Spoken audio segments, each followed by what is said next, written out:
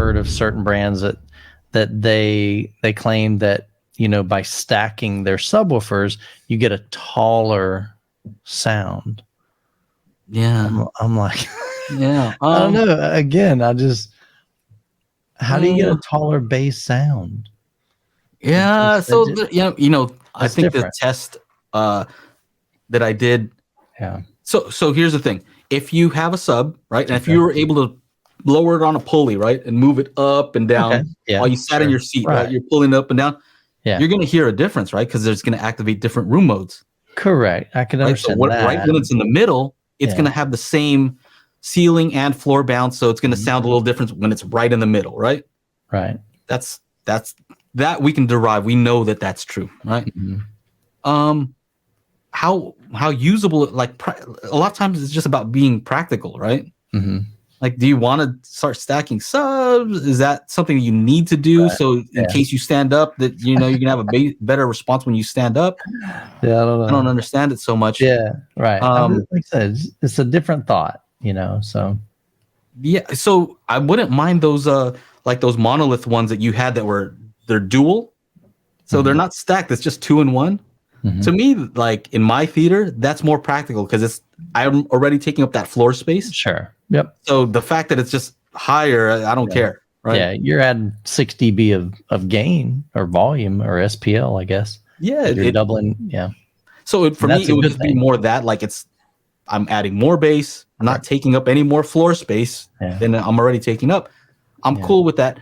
I think that it could help with some of the room modes, like realistically, right? Mm-hmm. It's like a lot of speaker manufacturers, they have floor standing speakers and then they have ports in different locations. And instead of just doing one large port, right? Like SVS does this. Yeah. They have ports like kind of up on the top, in the middle, and then on the bottom.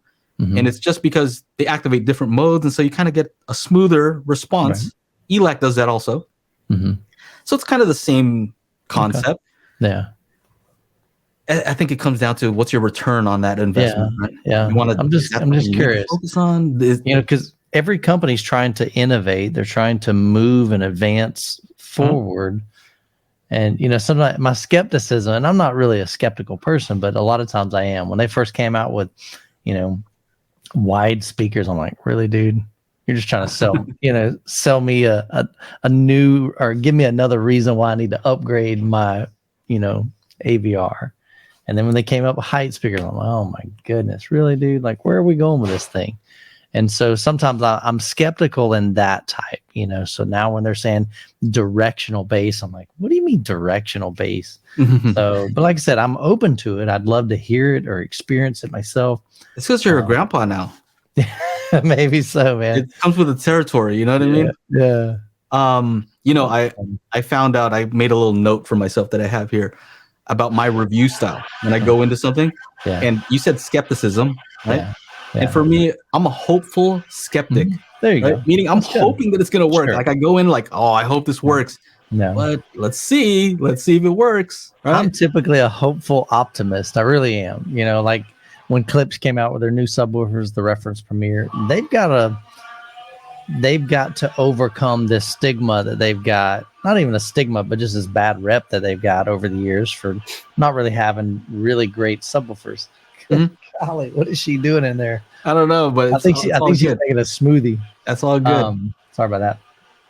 But I have no idea what I was saying. Okay, so hopeful. Yes, hopeful optimist, and so you're talking about the Klipsch subs. Yeah, so I'm hopeful that they'll do well, and I'm optimistic. But for some reason, when it comes to new technology, I'm just like, I don't know. Even like ART, art. Yeah. I'm like, it kind of sounds cool in theory, but again, I just want to experience it before I'd make a judgment against it or for it, Yeah, and how I know this from experience. I know that what you're saying is true because it took us a long time to convince you to not use that Nikon. Using that yellow image Nikon for a while, and you're like, it's good enough. It's nice. It works. Now I look back and it was doo-doo. Oh my gosh, it was terrible. Yeah. So you have to. Youth Man goes at his own pace. Yeah. Right? So I'm very slow to move. I'm very methodical. I'm not one of those not spontaneous. What's the other word? Impulsive. I'm not impulsive at all. I'm almost the opposite of impulsive. I overthink something so that when I do make a decision, I have no regrets. Prime example. So I had the Klipsch La Scalas. So originally I didn't even want them. You know, I bought them really just to hear in my own system, in my own home, and really enjoyed how they sounded. They looked terrible because they were just antique and vintage, and so that's not really my style. I like a more modern appeal to it. And so, but I got them, loved them, had them set up in my room, and it took me a long time before I made the decision to upgrade to them, because I wanted to make sure that once I sold my RF83s, that I would have no regrets. And once I sold them, zero regrets. Same thing when I eventually decided to move towards JTR. Once I sold my La Scalas, people say, "Hey, you have any regrets?" No, not at all. But that's because I really take my time and I try to make sure that when I do make a decision, I know I've done my research, I've done my thinking through and my processing, and it's the right decision for me. And so I don't want to have any regrets. So I have I'll confess a little something here. So sorry. So you combine what you just said, how you're like slow and you got to think things out, right? Yeah. Combine that with the fact that you said that your memory is not so good, like your short-term memory. Yeah. So what I do is I usually just like kind of plant a little seed, right? And then don't mention it for a while. And then you'll just come up like you got this new idea that you heard. I'll be like, that's fine. It doesn't have to come from me. Yeah. Right. You're like, yeah. I'm like, I don't even have to say, yeah, that's what You've been planting Oro like for a long time, but I hadn't seen anything sprout from that yet. Well, I don't know. Those angled speakers might be a little bit more conducive, They're still according to Dolby spec. I didn't even look. That's fine. That's cool. I have no idea where the Oro would be. I'm actually that's funny, but I'm kind of curious to see if you were to try it, maybe you'd be like, it's not so bad now. I'm not saying you're gonna love it, but maybe you'd be like, I kind of get it. Yeah, I have to move them down quite a bit. Well, not even moving them, just the fact that they're a different dispersion than what you're saying. Oh, I see. Try Oro in my. I got you. Yeah. No, don't move anything. Of course, just maybe if you were to try, like, sounds different. Maybe you don't like it. I don't know. Like planting those dead Oro seeds. Yeah, man. We like to have fun, man. Yeah, it's all good. It's all good. Let's see here. Oh, by the way, you mentioned the Klipsch subs. Yeah, those are the enclosure's so huge on those. The small one isn't though, and I think that's lengthwise, like depth-wise. Okay, it is long, but I think the form factor, size-wise, width and height is pretty small. Okay, they just went. Yeah, but they are a little bit deeper though. That's for sure. Huh. Yeah. Interesting. Yeah. But I think they had to do that to get that lower extension. They had to. So it's like, okay, there's physics involved in this. And so if you want deeper, which is one thing that, they always hit 20 and even sometimes higher. My previous RSW15s, they hit 20 and they drop like a rock. So I'm really grateful that they're reaching down to 16 hertz, 15 hertz, 17 hertz.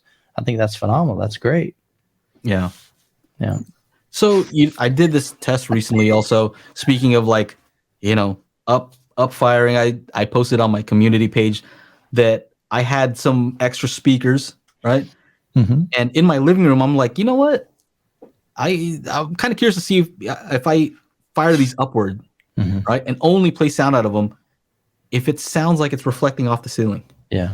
Like just a basic, simple test, right? Sure. Take a speaker, concentric, base it up, and only play sound out of those. Right.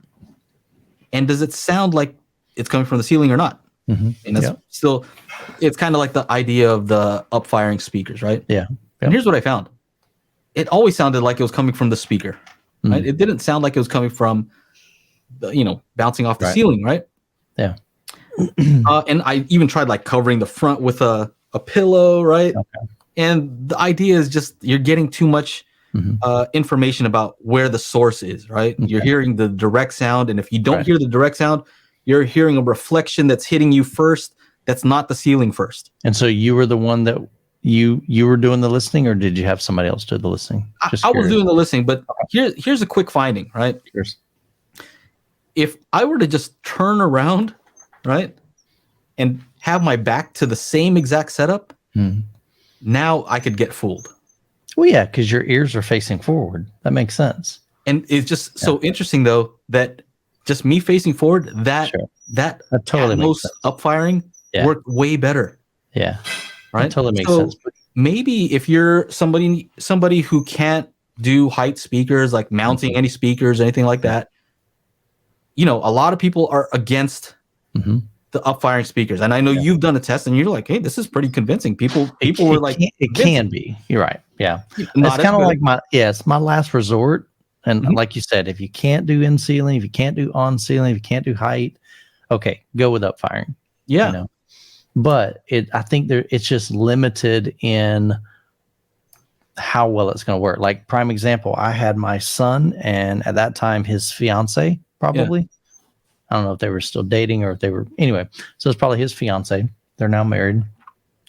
But I brought him into the room, and I had the Klipsch RF 8060 FA. So they take the driver, the tweeter, and the mid-range, and they kind of countersink it inside the cabinet, and then they put foam around the speaker itself. And so what I found when I was listening to it, I didn't notice where they were, and I was curious, where would they hear it? And so when they were listening, I just said, just point to where you're hearing the sound. And every time they were pointing up here, and I'm like, that's interesting. I didn't tell them what I had on. I didn't tell them anything, but I basically unhooked everything just except for those front two upfiring speakers. But had they moved to the back row, I don't think they would have got the same experience, because that angle now changes. Right. So I think it's just really limited on what you can do with the upfiring, but I think it can be a viable solution for certain applications. Yeah. So yeah, I agree. I think that the important thing is, if you're experimenting with it, you may find that having them in the front is going to trick your brain less. If you really want to trick your brain, at least to the sides, or behind you is better, right? That's just basically what I found, and that's with just music. So I was just playing music and like basic content from it, pink noise and stuff like that. Another thing that I found was, if you're playing like helicopters and stuff that's normally above you, like birds and things like that, your brain is already tricked. Right, just because you think that it's helicopters never where it should your level, right? So for the most part, your brain already says that should be up here somewhere, right? Anyway,